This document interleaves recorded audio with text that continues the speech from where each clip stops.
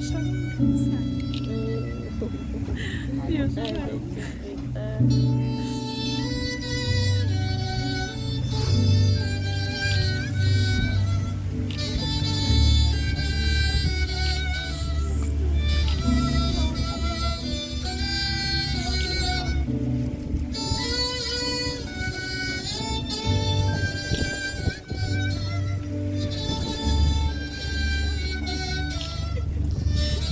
Adiós, pues. Falta. Como dice Bianchi.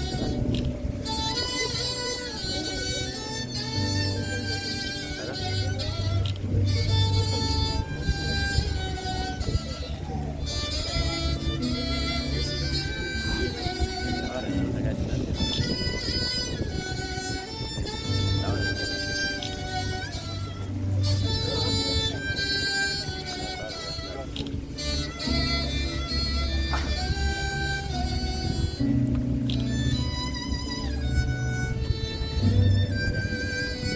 Bora, meu amor. legal.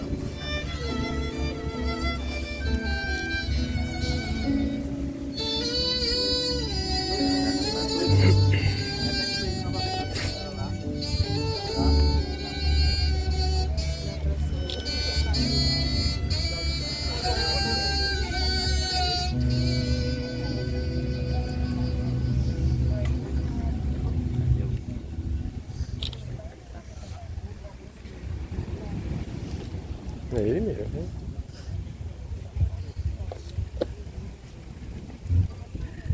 Boa tarde a todos. Vocês podem se sentar. Gente, eu quero agradecer inicialmente todos vocês que se esforçaram para estar aqui com Sara e Gilson nessa tão esperada data. Todos vocês, de alguma forma, fazem parte da vida deles.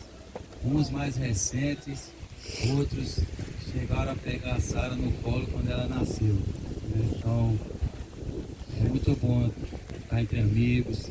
Minha família está aqui, a família da minha esposa, a família do Gilson. Muita gente, só gente conhecida. E Sara está muito nervosa também. A esposa, a gente olha para Sara e eu lembro dos cachinhos dela quando ela era pequena. Era uma hora de alegria, de muita emoção. Estou me segurando aqui para não estragar tudo.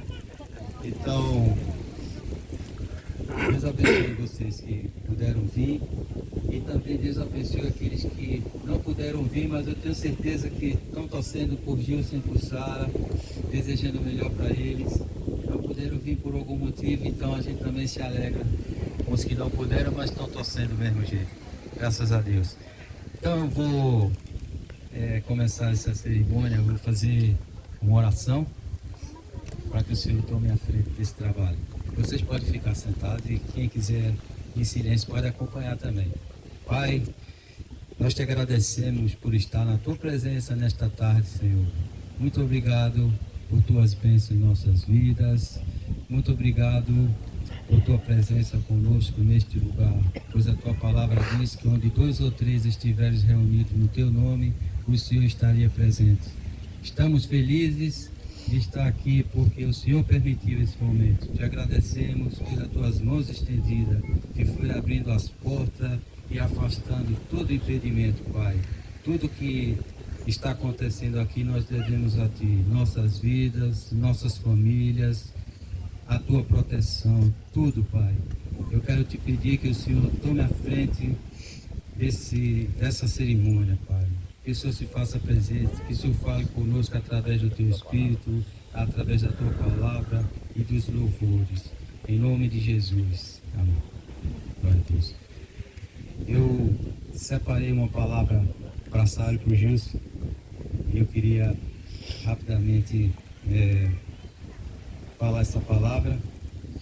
E essa palavra eu vou dizer para esse casal que vai ser uma caixa de ferramentas para vocês, sempre que precisar fazer um ajuste, porque a jornada 2, ela aqui e ali precisa de ajuste.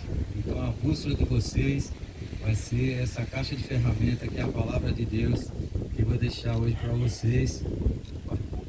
particularmente sobre o matrimônio, né? O que a Bíblia fala sobre o matrimônio? A origem, o propósito e a importância do matrimônio. Eu queria deixar essa palavra, e é claro que hoje a gente não vai se estender, né? Mas depois vocês vão levar isso com vocês, né? Para o resto da vida. Sempre que vocês precisarem, a palavra de Deus vai ser a bússola. Então eu vou ler uma passagem que está no Evangelho de Mateus, capítulo 19. E para vocês entenderem, nessa passagem Jesus estava rodeado por grandes multidões. É o que está escrito lá. O Senhor estava rodeado. Nessa multidão, um grupo importante confrontou Jesus, fazendo uma pergunta a ele sobre o matrimônio. Esse é um grupo importante, porque era um grupo formador de opinião. Então ele fez uma pergunta, e essa pergunta que foi feita ao Senhor Jesus, ela tinha até um pouco de... aquela pergunta com segundas intenções, para saber qual seria a resposta do Senhor, porque dependendo do que o Senhor respondesse, eles teriam como dizer, esse não é o Filho de Deus, né? Ele fez uma pergunta para o Senhor Jesus, e essa pergunta eu vou ler a resposta que o Senhor deu. Essa é a palavra que a gente vai ler. Então está no Evangelho de Mateus, capítulo 19, que diz assim: Jesus, porém, respondeu, dizendo-lhes, não tendes lido que aquele que os fez no princípio, macho e fêmea os fez, e disse, portanto deixará o homem o pai e a mãe, e se unirá à sua mulher, e serão os dois em uma carne. Assim não são mais dois, mais uma carne, uma só carne. Portanto, o que Deus ajuntou, não separe o homem. Glórias a Deus. Então, essa resposta que o Senhor deu a respeito da pergunta que foi feita a ele tem uns elementos interessantes que formam uma resposta que remonta ao princípio da criação do homem. Quando eles confrontaram o Senhor, existiam muitos pensamentos, escolas de pensamento na época a respeito do matrimônio, não é? As escolas mais importantes era a escola de Hillel, era uma escola de pensamento liberal, que tinha pensamentos bem flexíveis sobre o casamento. E tinha outra escola na época, a escola de Shammai, era outro grupo de pensadores, de judeus, que tinha uma posição bem radical e bem flexível, e tantas outras escolas. E eles queriam saber o que o Senhor achava do matrimônio. Eles queriam saber se o Senhor tinha alguma atualização, já que os tempos eram outros, né? É como se fosse feita essa pergunta ao Senhor hoje, e hoje a gente sabe que existem muitos pensadores e muitos livros escritos a respeito do matrimônio. Então, essa pergunta foi feita numa época em que existiam muitas correntes de pensamento. E o Senhor, ele não foi por nenhuma dessas escolas, ele simplesmente falou, e é isso que eu quero que o Assar e o Gilson prestem atenção. O Senhor disse, não tendes lido. Então, essa frase não tendes lido significa que tem uma fonte segura em que vocês podem sempre recorrer para saber o rumo que vocês devem tomar na vida conjugal de vocês, que é a palavra de Deus, especialmente o primeiro livro da Bíblia, que é o livro das origens, o livro de Gênesis. Quando o Senhor falou, ele falou até com um tom de exclamação, não tendes lido? E aquilo foi um choque, né, para aquele grupo de pessoas, porque eles acharam que o Senhor ia atualizar o assunto ou falar de forma diferente, mas o Senhor disse, não tendes lido? Ele ficou espantado, porque aqueles homens tinham obrigação de saber o que estava escrito, principalmente eles que perguntaram a Jesus. Eles não eram um grupo ignorante. E o Senhor falou para eles, não tendes lido? Então isso deixa a gente seguro de saber que tem uma fonte primária, que é a palavra de Deus, que está isento de qualquer pensamento filosófico ou qualquer posição humana, porque foi o próprio Deus que deixou escrito no livro de Gênesis. Então, Sara e Gilson, eu falo como Jesus, está escrito, não tendes lido, leiam, sempre, né? A palavra de Deus deve ser o rumo de vocês. E outro elemento dessa resposta foi o marco temporal. Isso também é importante. O Senhor não somente perguntou a eles, não tendes lido? E olha que o Senhor estava rodeado de uma multidão. Então todo mundo ali parou fez silêncio para ouvir essa resposta. E outro elemento da resposta foi ele falar, o marco temporal, não tendes lido, que no princípio o Senhor os fez macho e fêmea.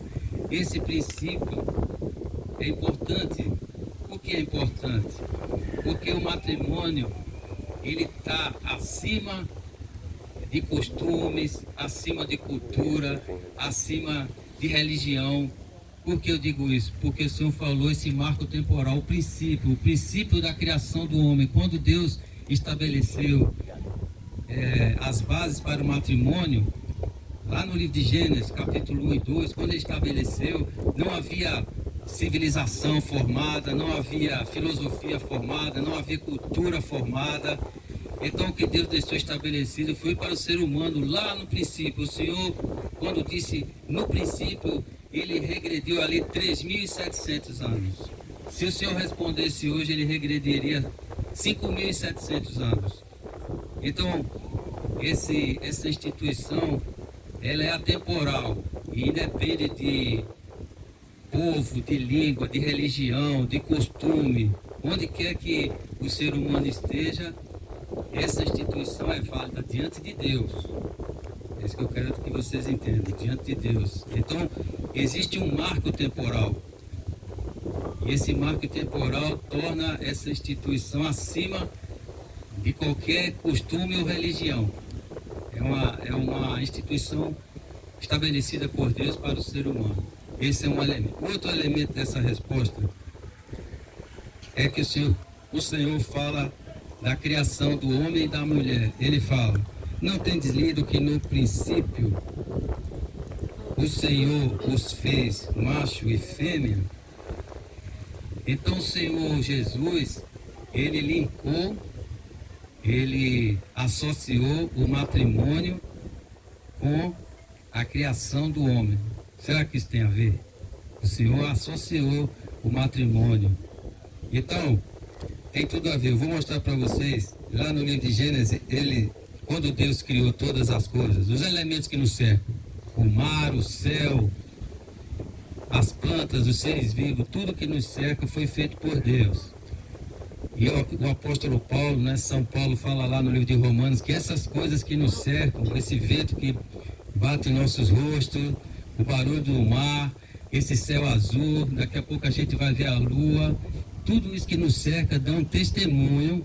O apóstolo Paulo, São Paulo fala isso dá um testemunho da existência de Deus. Sem precisar alguém falar sobre religião, você olha e Paulo diz que o homem é indesculpável quando ele olha em volta e vê tudo isso, que é a obra de Deus e testifica que Deus existe. Então Deus associou a criação do homem e da mulher com o matrimônio. Por que ele fez isso?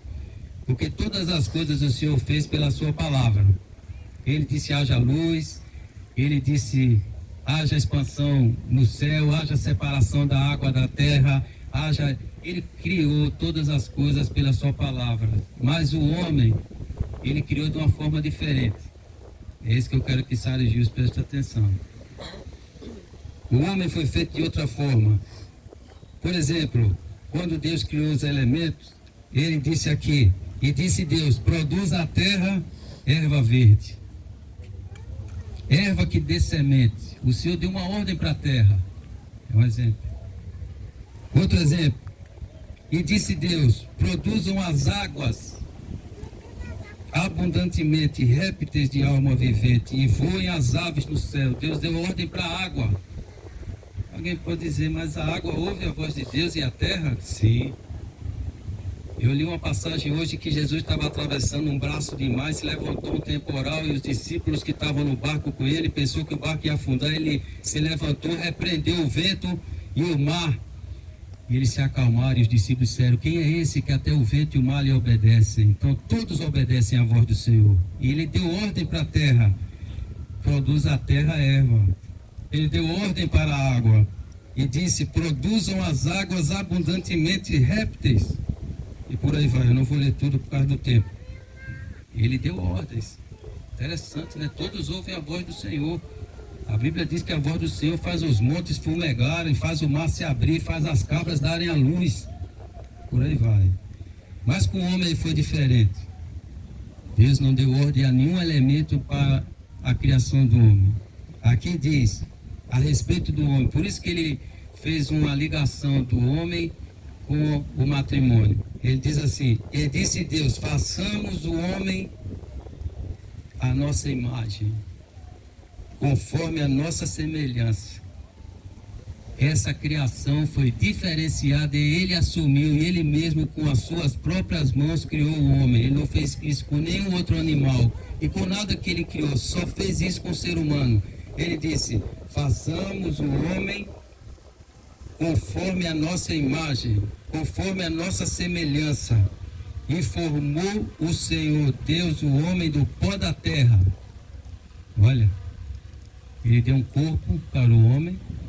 E formou o Senhor Deus o homem do pó da terra. E soprou em suas narinas o fôlego de vida. Ele soprou o Neshama, é a palavra hebraica. O que significa isso?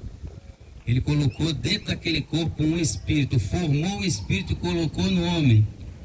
E o homem foi feito Nefesh, foi feito alma vivente. Então o homem, ele tem uma parte material que é o corpo, mas ele tem uma parte espiritual. Está aqui escrito. Nenhum outro animal tem isso, só o homem. Por que o Deus fez isso com o homem? Porque ele disse: vamos fazer o homem conforme a nossa imagem e semelhança. E a Bíblia diz que Deus é espírito. E importa que os que adorem a Deus o adorem em espírito e em verdade. Então o homem tem consciência do Criador, o homem tem vontade de adorar a Deus, e quando ele não entende quem é Deus, por algum motivo, ele adora qualquer outra coisa, mas ele tem esse impulso de adorar uma divindade, porque isso foi gravado nele, porque ele tem um espírito, ele tem consciência do Criador, e Deus fez de propósito isso.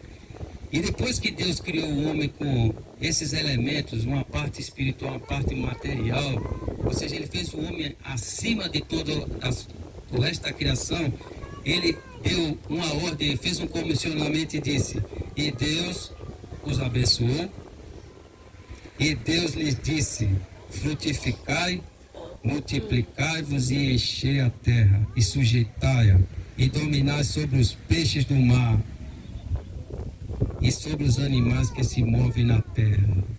Deus comissionou o homem para governar a sua criação.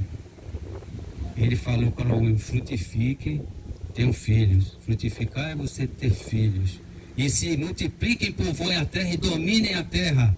Se vocês acharem um rio na frente, botam uma ponte para passar esse rio, construam asfalto para chegar em Serrambi e construam um carro para vocês chegarem mais rápido e dominem sobre os animais. O homem foi chamado por Deus e foi dada a ele essa responsabilidade. Então, para que o homem cumprisse essa responsabilidade, é necessário que o homem se junte com a mulher.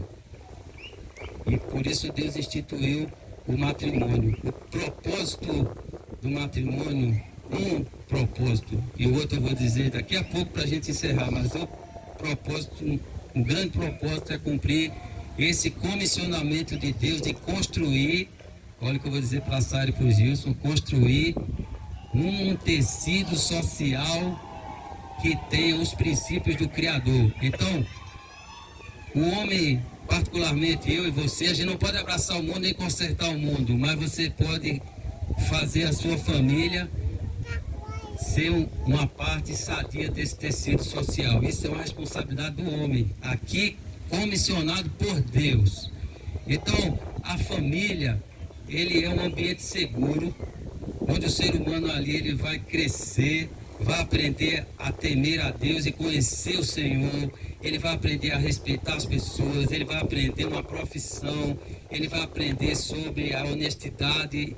O ambiente familiar serve para isso, para que os descendentes daquele casal não sejam um peso para a sociedade, porque o Senhor disse para que ele construísse um tecido social baseado nos princípios do Criador. E Deus o capacitou para isso. Deus deu a ele um espírito e fez o homem semelhante a Deus. Nós não somos iguais a Deus, nós não somos o Deus Criador, mas nós temos algumas características do Senhor que foi transferida para o homem. E o homem foi chamado para isso. E o matrimônio é o caminho que Deus planejou para que ele cumprisse esse comissionamento. Então ele se une com uma mulher, forma uma família, e aquela família, se aquela família tiver os princípios do Criador e a família do vizinho também, a outra, então nós vamos ter um tecido social conforme Deus planejou. É nossa responsabilidade. Às vezes a gente olha, mas rapaz, o mundo está muito complicado, está perdido. O que é que a gente vai fazer? É uma pergunta difícil de responder, porque a responsabilidade é nossa. Deus deixou lá atrás essa responsabilidade. Então, a família é uma partícula desse tecido social. Você não vai abraçar o mundo, mas vai abraçar a sua família. E você vai lutar pela sua família para que essa família tenha descendentes que não sejam um peso para a sociedade, mas que contribuam para o bem da sociedade. É o grande comissionamento. E o Senhor Deus, esse que escreveu essa palavra, ele ratificou a família, porque o Senhor Jesus, ele cresceu numa família. Ele não apareceu caminhando pelo deserto e alguém dizendo, onde é que esse homem veio? Não sei, esse homem apareceu e está pregando a palavra, mas não sei onde ele mora. Não. A turma sabia onde Jesus morava. Jesus tinha 4 irmãos e 2 irmãs. Ou mais irmãs, porque a Bíblia só fala o nome dos irmãos, mas não fala o nome das irmãs. Então, 4 irmãos, 2 irmãs. Então, ele cresceu naquela família, a Bíblia diz que ele crescia em graça, em conhecimento e até em estatura. Então, a mãe dele dava comida para ele crescer. E em graça, ele era bem visto pelos homens, assim, uma pessoa educada, produtiva. Ele aprendeu um ofício. Ele era carpinteiro. Quando ele começou a pregar na sinagoga, o pessoal disse, rapaz, esse homem é muito inteligente, como é que ele aprendeu isso? Ele não é o carpinteiro, filho de José, quem ensinou a ele essas letras? Não sei. Mas ele cresceu numa família. O Senhor Jesus, então Deus ratificou a família. Então, o matrimônio, ele cumpre esse propósito. De um homem ouvir o chamado do Deus Criador para compor um tecido social com os princípios do Criador. Então, Sales e Gilson, quando eles aceitaram essa voz do Senhor, eles estão aqui no altar diante de Deus, eles estão honrando ao Senhor. E a Bíblia diz, aqueles que me honrarem, honrarei. Então o Senhor está aqui presente. E está vendo com o propósito dele. E o outro propósito do matrimônio, agora falando mais próximo agora, não mais de uma sociedade, mas falando do ser humano em particular. Cada ser humano, homem a homem. O Senhor fala também da criação da mulher. Aqui diz, e disse o Senhor Deus, não é bom que o homem esteja só. O Senhor chegou a essa conclusão. Não foi eu que cheguei a essa conclusão. Não é bom que o homem esteja só. Far-lhe-ei uma. O que é que vocês acham que Deus fez para o homem não ficar triste? Uma mulher? Claro que não. Deus não ia fazer um negócio desse. Deus valorizou a mulher desde a primeira. E a pessoa, Adão está triste, Adão, vou trazer uma mulher para você ficar se divertindo. Deus não faria isso. Deus é um Deus de moralidade, de altos princípios. E ele passou isso para o homem. Deus não trouxe uma mulher, trouxe uma ajudadora. A mulher foi valorizada por Deus desde o princípio. Uma ajudadora, idônea. Se fosse só uma ajudadora, ainda estava pouco, sabiam disso? Porque o Senhor podia ter trazido um amigo. Adão, trouxe um amigo para te ajudar a levar lenha, para você acender o fogo. Se você precisar construir uma cabana maior, ele vai te ajudar. Não. Um ajudador é uma coisa, ajudador idôneo é um ajudador à altura do homem, que é completar o homem em todos os aspectos. Então esse é outro propósito do matrimônio. O matrimônio serve para completar o ser humano como pessoa, na parte social, na parte sentimental, na parte afetiva, em diversos campos do psique do ser humano. Então, aquele ser que Deus fez para o homem, que ele chamou de ajudadora idônea, ele arrumou ou estabeleceu um protocolo de união, que foi a resposta que o Senhor deu lá, que a gente leu lá em Mateus. Quando Deus fez a mulher e trouxe para o homem, Eles não tinham pai nem mãe, o primeiro. Entendam isso? Olha o que eu vou dizer. O primeiro, o homem não tinha pai, porque Deus foi que o fez com as próprias mãos. Eu li isso para vocês aqui, eu não vou repetir por causa do tempo. E a mulher também foi feita da mesma forma, não tinha pai nem mãe. Mas a partir daquele casal, o Senhor deu a seguinte ordem: deixará o homem seu pai e sua mãe e apegar-se-á a sua mulher, e serão ambos uma carne. Foi isso que Jesus repetiu lá na frente, quando foi perguntado sobre o que ele achava do matrimônio. Ele repetiu esse protocolo. E esse protocolo que eu acabei de ler: deixará o pai e a mãe, se unirá à sua esposa e serão uma só carne. Tem que ser seguido nessa sequência, não pode ser de qualquer... Não pode começar de trás para frente. Eu vou dizer por quê. Estou falando aqui com a Sara e com o Gilson, vocês não me entendam mal não. Olha, esse protocolo tem que ser seguido nessa sequência. Eu vou dizer por quê. Quando Deus disse: deixará o homem seu pai e sua mãe, aí eu vou falar isso aí para as mulheres, fiquem atentas a isso. Gilson é o homem da casa, ele tem que ter condições emocionais, condições financeiras e até outras condições para deixar a sua família e constituir outra. Se você, mulher, tiver alguém que não tem essas condições, saiba que essa pessoa não vai cuidar de você como Deus mandou. O homem tem que cuidar da mulher. Ele é o protetor, ele é o provedor e mais outras coisas. Eu não vou ler isso aqui hoje para vocês, mas ele é isso. Mas a mulher pode trabalhar, pode trabalhar. A mulher pode ganhar 25 mil, o homem ganhar 5 mil. O peso de sustentar a casa é dele. Nem que ele venha com a bandeja de ovo e pão francês para casa, mas tem que sustentar a casa. A mulher não tem que ter esse peso. Ela pode trabalhar, mas ela não está preocupada em sustentar a casa, não. Ela pode até ajudar seu marido, porque ela o ama e vai ajudar, mas o peso, o Senhor está sempre olhando para ele. Cadê você? Levanta de sofá, vai atrás do emprego, cara. Deixa de... É o homem. O homem é o provedor. Por isso que o Senhor já disse logo no protocolo dele: deixará o homem seu pai e sua mãe. Você tem que ter condições de deixar. Não é abandonar, mas deixar em seguida de se emancipar. Geograficamente, não pode morar com o pai e a mãe não. Depois que casa, rapaz, tem que ir embora, senão é um problema.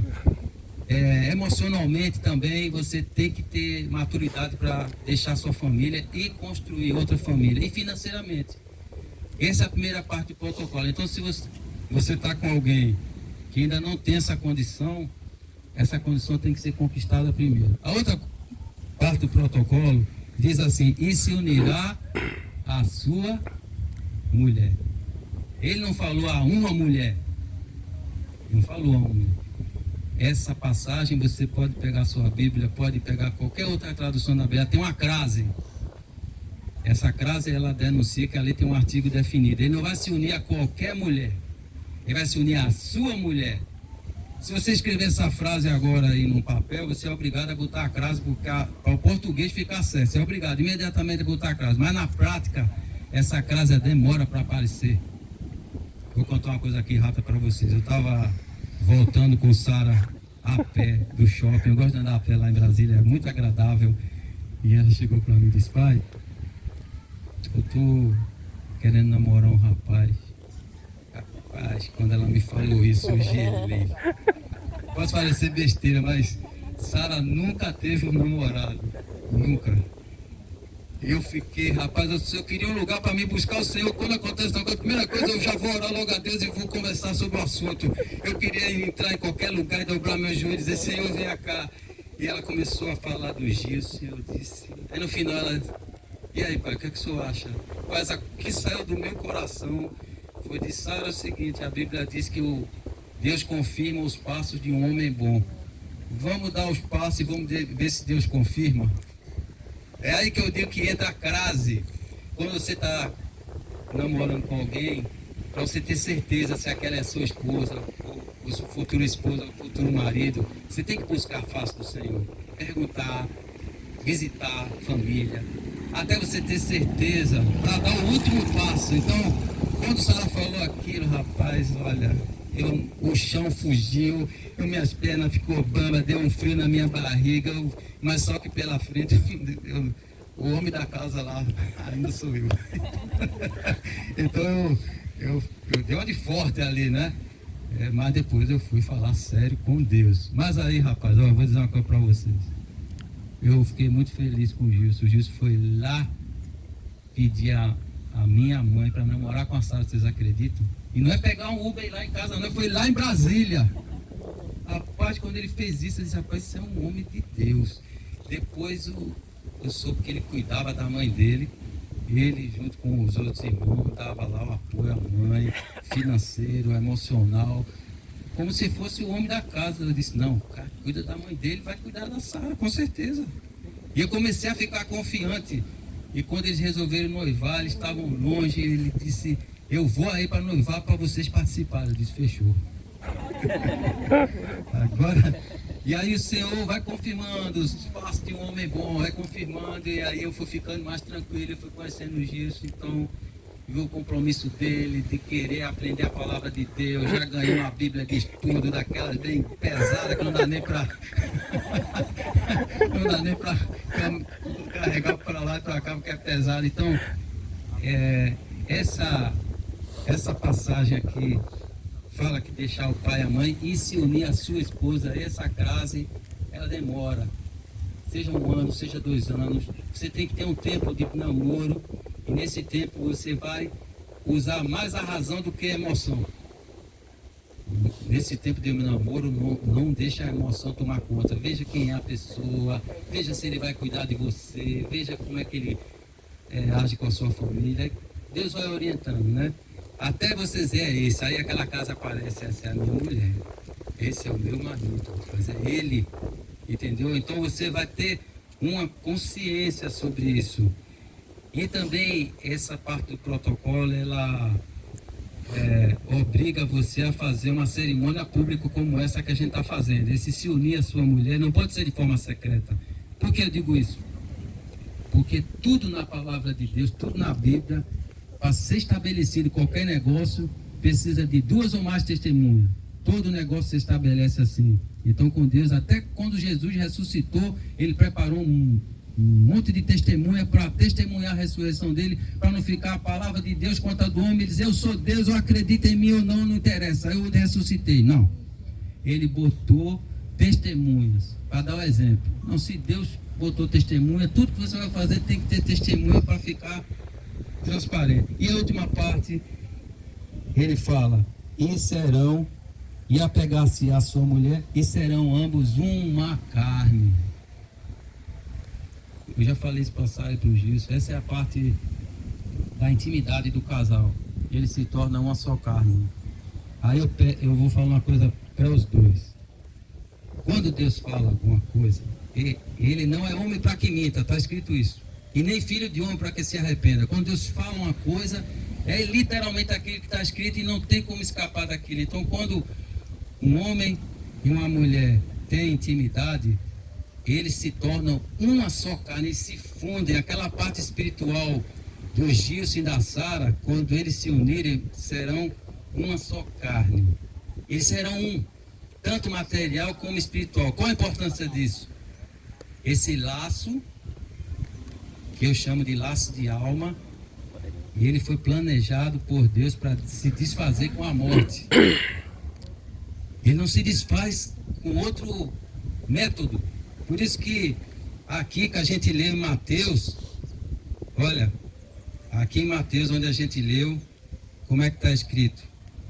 Assim não são mais 2, mas uma só carne. Portanto, o que Deus ajuntou, não separe o homem.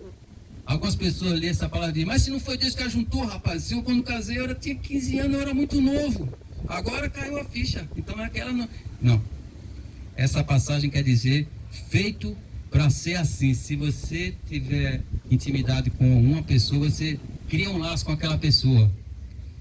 E aí a pessoa diz, mas não dá para separar. Foi o que o Senhor disse aqui, não separe o homem. Por quê? Não é que Deus não queira, que não dá. Você fica preso àquela pessoa emocionalmente, fisicamente, mentalmente, psiquicamente, você fica preso àquela pessoa. Mesmo que vocês resolvam Ah, não dá mais, eu não quero, mas você fica, é um laço. É um problema, porque se for com a sua esposa, ótimo. Quanto mais enlaçado vocês estiverem, se você fez o protocolo de Deus correto, se você sabe que essa vai ser a sua mulher e esse vai ser o seu marido, ótimo. Quanto mais enlaçado e dado um nó entre os dois, melhor ainda. Mas se você não tem certeza, eu até separei aqui uma passagem, eu vou ler só essa passagem, eu já estou encerrando, eu vou ler uma passagem aqui, lá no livro de Coríntios, olha, livro de Coríntios, eu separei essa passagem para ver como essa coisa é forte. O apóstolo Paulo, São Paulo diz assim: ou não sabeis que o que se ajunta com uma meretriz faz um corpo com ela, porque está escrito, serão dois numa carne. Então veja que até uma situação casual, você se enlaça com a pessoa e depois aquilo não desata. Então tudo que está numa pessoa, seja bom ou seja ruim, passa para outra. Esse laço cria esse vínculo forte. Tudo que está numa pessoa passa para outra. Então se você se une com uma pessoa ou com outra e com outra, aqueles laços vão atrasando a sua vida, às vezes em forma de uma doença, às vezes em forma de problema financeiro, às vezes em forma de problema psicológico, de diversas formas, que eu não vou aqui entrar em detalhe. Eu só quero dizer que a segurança da intimidade deve estar dentro do casamento, não por causa de eu querer ser o certinho, nem não querer dar lição de moral a ninguém, não. É por causa do que o Senhor determinou. A segurança do casamento gera esse vínculo afetivo de difícil desenlace. É difícil a pessoa... O Senhor planejou isso para acontecer com a morte. É como quem faz um purê de batata. Você pega a batata, pega leite, mistura os dois, fiz aquele purê. Aí depois alguém diz, tira todo o leite e eu quero a minha batata de volta. Não tem mais como. Está tudo misturado. Então é difícil. Então, essa intimidade, ela deve acontecer com a pessoa certa, porque é onde Deus determinou e está a segurança. E eu vou aqui arriscar, eu sei que tem médico aqui na plateia, mas eu vou dizer uma coisa: a intimidade do casal, ele gera interações hormonais, vários hormônios, e tem um hormônio chamado ocitocina, que ele tem uma ação periférica na mulher, na periferia da mulher, para ajudar ela a dar a luz. Quando ela está para dar a luz, aquele hormônio é liberado na corrente sanguínea, estimula a contração e também a lactação para ela dar de mamar. Essa é uma atuação periférica. Mas esse hormônio também tem uma atuação a nível dos neurônios, tanto no homem quanto na mulher. Quando dois casais têm intimidade, esse hormônio provoca uma ligação afetiva e a pessoa tem vontade de estar constantemente com aquela pessoa, tem vontade de apoiar aquela pessoa e de ser fiel àquela pessoa e de defender aquela pessoa. Cria um vínculo emocional muito forte, que é também difícil de se desfazer. Por isso que quando a pessoa conhece uma pessoa, depois conhece outra, ele fica marcado por várias pessoas e ele não consegue manter uma conduta de fidelidade por muito tempo, ou ele tem dificuldade nisso, exatamente porque essa interação, ela causa uma confusão no cérebro da pessoa. Então tem toda essa interação.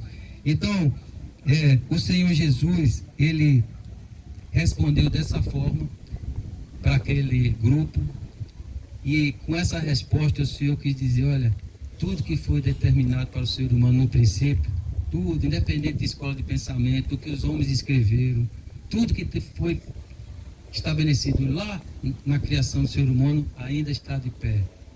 Se vocês querem ser abençoados por Deus, se vocês querem ser felizes, se vocês querem honrar o Senhor, vocês vão aceitar essa palavra. Amém? Amém. Deus abençoe então esse casal. Eu vou agora fazer uma parte protocolar para a gente praticamente encerrar aqui. Eu vou perguntar aqui para o Gilson aquela pergunta que todos já sabem, mas vou perguntar porque faz parte. Então, pode deixar. Gilson, você aceita receber Sara como sua legítima esposa diante de Deus e das testemunhas, segundo os preceitos da palavra de Deus, amando-a, honrando-a, respeitando-a e ajudando-a na alegria e na tristeza, na saúde e na enfermidade, na prosperidade e na adversidade, e manter-se fiel até que a morte os separe? Sim. Glórias a Deus. Sara, você aceita diante de Deus e das testemunhas receber Gilson como seu legítimo esposo segundo os preceitos da palavra de Deus para o matrimônio, amando, honrando, respeitando e ajudando na alegria e na tristeza, na saúde e na enfermidade, na prosperidade e na adversidade, e manter-se fiel a Ele até que a morte os separe? Sim, aceito. Glórias a Deus. Então, diante dessa declaração, eu vou pedir para que seja feita a entrada das alianças. Carol.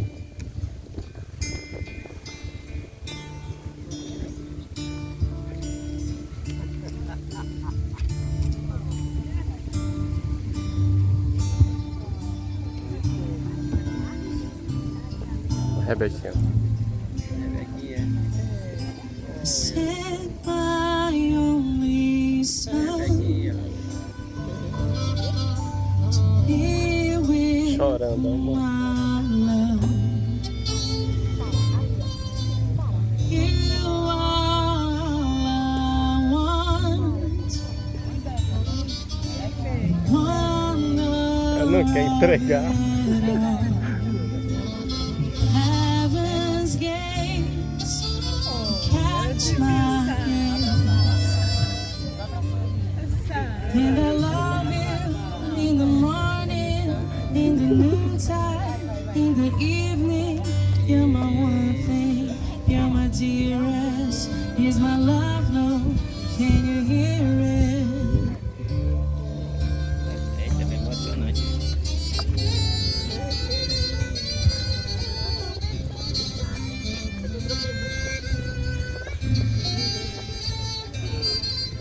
And I love you in the morning, in the noontime, in the evening. You're my one thing, you're my dearest. Here's my love note, can you hear it? And I love you in the morning, in the noontime, in the evening. You're my one thing, you're my dearest. Here's my love note, can you hear it?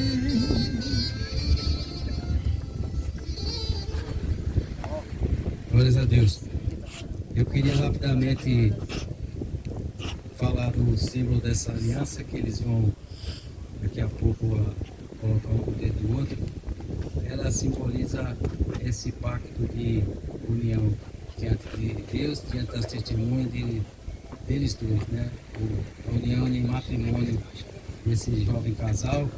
E essas alianças, elas, cada vez que você olha para elas, você lembra que o matrimônio, ele é sinônimo de resiliência, né? Uma coisa resiliente é uma coisa que é o contrário de frágil. Quando você tem um vidro e você bate no vidro, ele quebra, né? Normalmente quebra. Não tem muita resistência, mas a aliança feita de ouro, o ouro é um material muito resiliente, muito dúctil. Você pode amassar, esticar e ele vai resistindo e ele não parte. Isso é um simbolismo do que deve ser o matrimônio. E também um anel sem emenda, para dizer que quando eles se unirem, eles não terão mais emenda. Eles estão juntos e misturados, como diz, né? Graças a Deus por isso. Então, eu vou orar pelas alianças. Pai, te damos graça pela tua palavra, te damos graça por estar conosco. Te apresento essas alianças e consagro a ti, Pai, para que seja o símbolo dessa união e dessa comunhão e desse compromisso desse casal diante de ti, Pai. Estenda as tuas mãos sobre a vida deles, abençoe essas alianças, fortalece essa união para que esse casal possa glorificar o teu nome. Em nome de Jesus. Amém. Agora, Jesus.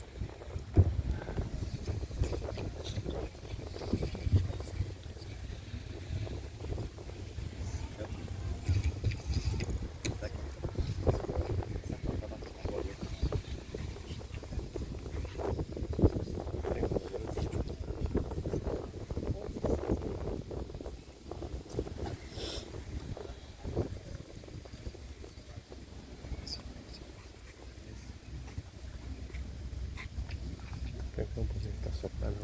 Minha gente, esse é o momento em que o Gilson vai fazer algumas promessas aí para...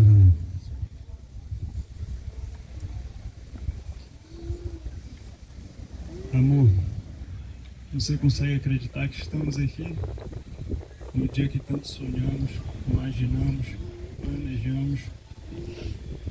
Já caiu sua ficha? A minha ainda não. E o mais incrível é que não precisamos dos 7 anos de namoro e 7 de noivado, do seu planejamento inicial.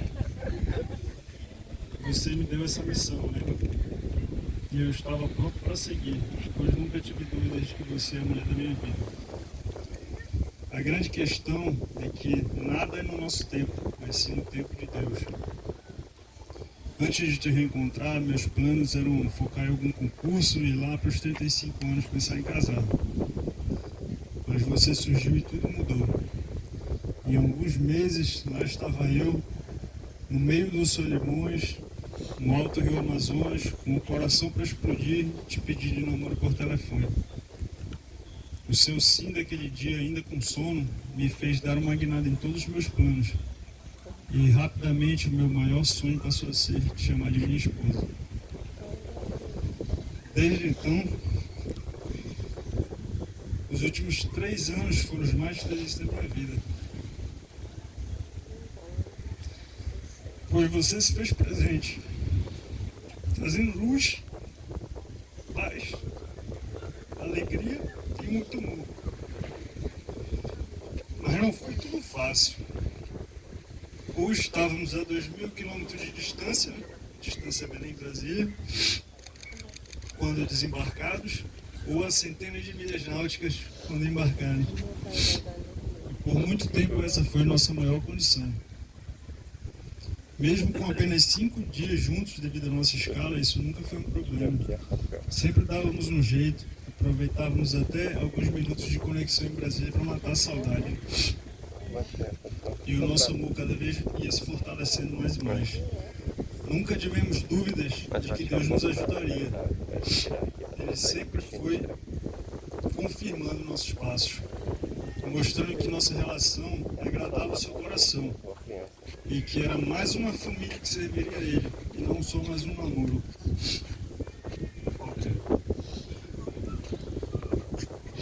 Hoje, graças a Deus, estamos com apenas um dia de diferença de escala. E isso, perto do início da nossa vida de casado, foi uma das maiores provas do cuidado do Senhor para com a nossa relação. Hoje, a maior dificuldade que temos é explicar como tudo aconteceu. Pois como explicar para as pessoas que aquela menina linda, tímida, com os cachos mais lindos da terra, que eu conheci em uma igreja na qual eu fui uma única vez, há mais de 10 anos viria a estar aqui, diante de mim, linda como uma verdadeira princesa, pronta para dizer o sim mais importante de nossas vidas, o único sim que é para sempre. Só podemos explicar pela misericórdia de Deus. Pois ao longo da vida um homem pode buscar toda sorte de coisas, objetivos, bens, metas, com dedicação ele alcançará. Mas há algo que homem nenhum consegue apenas por meios próprios. Uma esposa conforme a palavra do Senhor, uma ajudadora. Ela é um presente de Deus, uma bênção na vida do homem. Ela é mais valiosa que os rubis. É a coroa do seu marido. Sim, você é para mim. Sabe o quanto eu te admiro por completo, você sabe isso. Seu caráter, sua inteligência, sua fidelidade, generosidade, fibra, dedicação, seu coração lindo. São tantas virtudes e características louváveis que eu poderia ficar dias recitando. Mas sem dúvidas a mais louvável de todas é o seu amor e seu compromisso com Deus e com sua família. Isso alegra tanto meu coração e me traz a certeza de que você irá edificar a nossa casa. Será uma esposa maravilhosa e, no tempo de Deus, uma mãe exemplar para nossos filhos. Muito obrigado, meu amor. Você realmente transformou a minha vida. Nem em 1 milhão de anos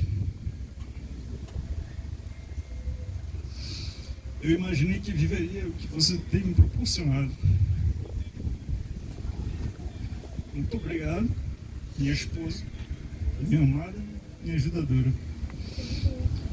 E eu não ia recitar nenhum versículo, pois eu sabia que meu amigo aqui tinha se preparado e ia recitar todos os versículos. Eu não queria ser repetitivo em algum versículo.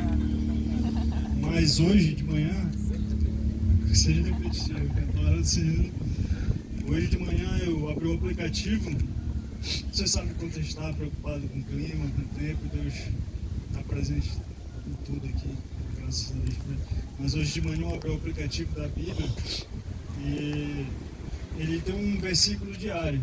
E por coincidência, ou Jesuscidência, como diz meu amigo, é Coríntios 13:13. 1 Coríntios 13:13.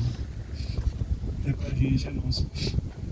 Assim permanecem agora estes três: a fé, a esperança e o amor. O maior destes, porém, é o amor. Logo de manhã Deus confirmou isso. Está aqui registrado. Obrigado, meu amor.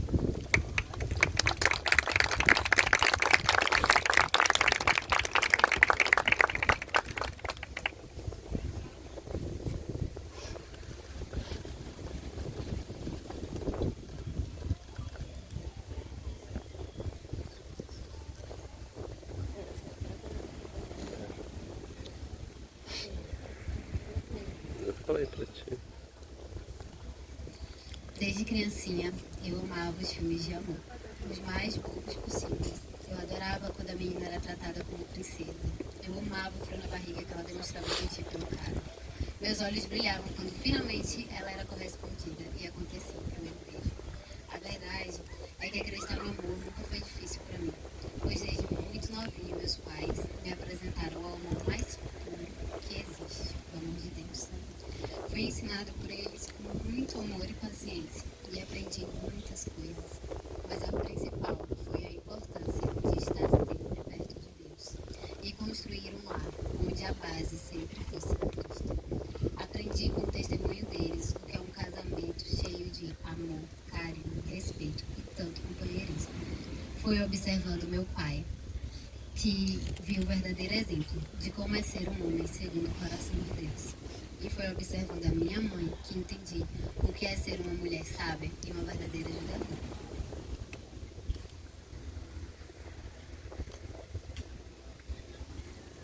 Quando cheguei na idade de falar com Jesus sobre casamento, eu já tinha dentro do meu coração exatamente o que eu queria. Eu pedi ao Senhor 3 coisas. E na minha cabeça era 3 simples coisas. Mas não. A primeira era que ele amasse e fosse fiel a Deus acima de todas as coisas. A segunda era que a gente se amasse na mesma intensidade. E a terceira é que eu sentisse aquele frio na barriga que eu sempre sonhei. Esse pedido jamais poderia faltar. Ele era para a Sara, de 10 aninhos. Eu sempre quis que a minha história fosse igual aquelas de filme, mas nunca tive coragem de pedir especificamente isso para Deus. Já bastava estar pedindo frio na barriga.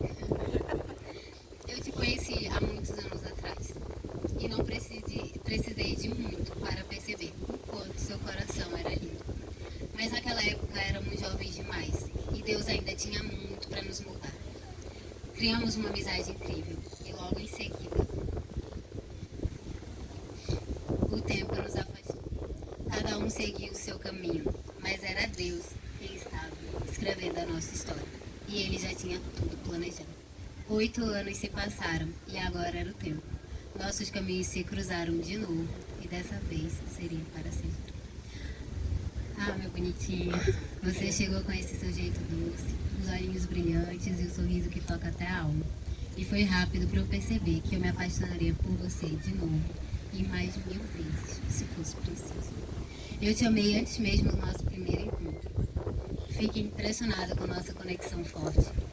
Me apaixonei pela sua generosidade e pelo seu caráter e por seu bondoso coração. Me encantei com sua inteligência e sabedoria. Te admirei pela forma que você trata a sua família. Você, meu amor, é calmaria, é alegria, é o meu lugar favorito. Te amar é tão fácil e tão leve. Você me enxerga de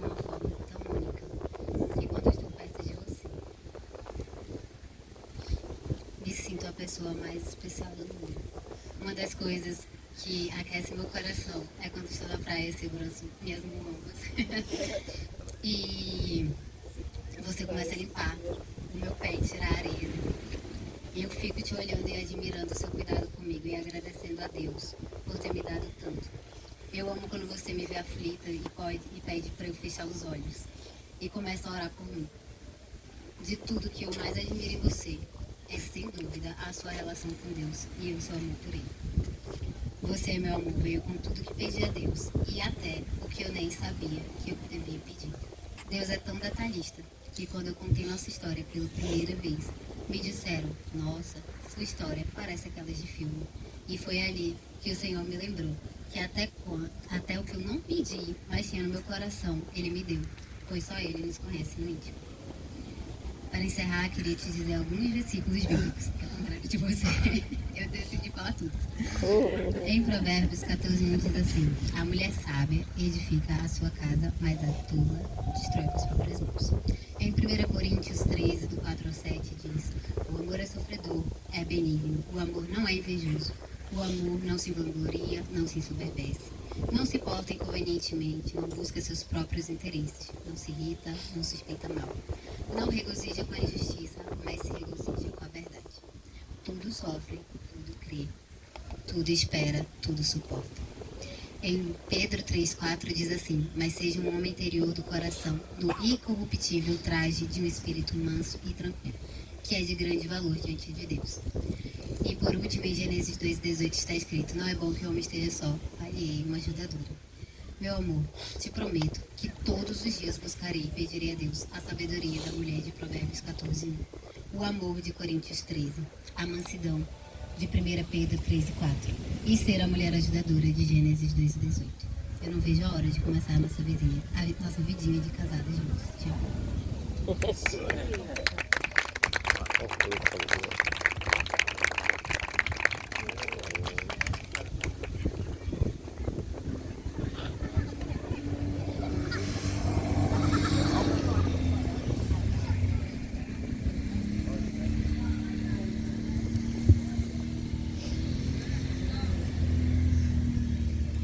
Perante Deus e as testemunhas, e conforme a promessa que vocês aqui fizeram um para o outro, de livre e espontânea vontade, eu os declaro marido e mulher.